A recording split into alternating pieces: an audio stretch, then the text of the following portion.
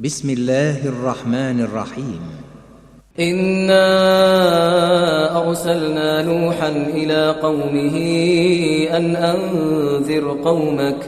أنذر قومك من قبل أن يأتيهم عذاب أليم. قال يا قوم إني لكم نذير مبين أن اعبدوا الله واتقوه وأطيعون يغفر لكم من ذنوبكم ويؤخركم إلى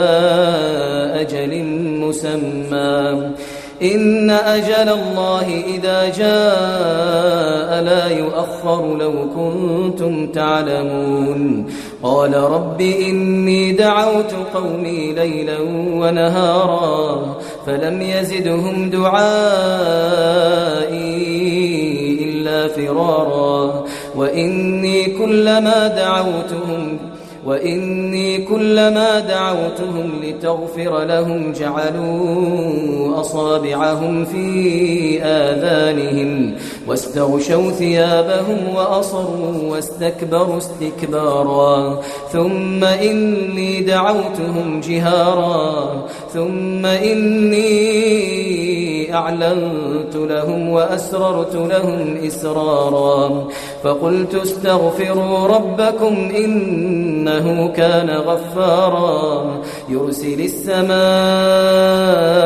عليكم مدرارا ويمددكم بأموال وبنين ويجعل لكم جنات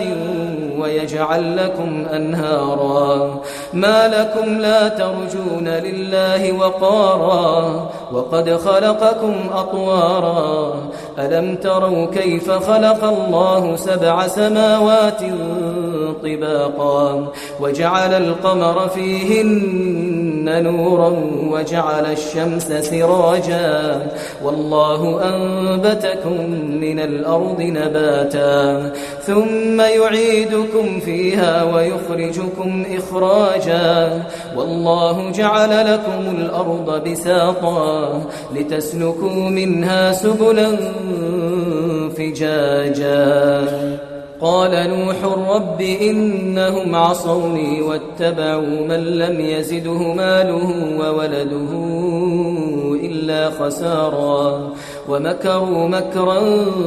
كبارا وقالوا لا تذرن آلهتكم ولا تذرن ودا ولا سواعا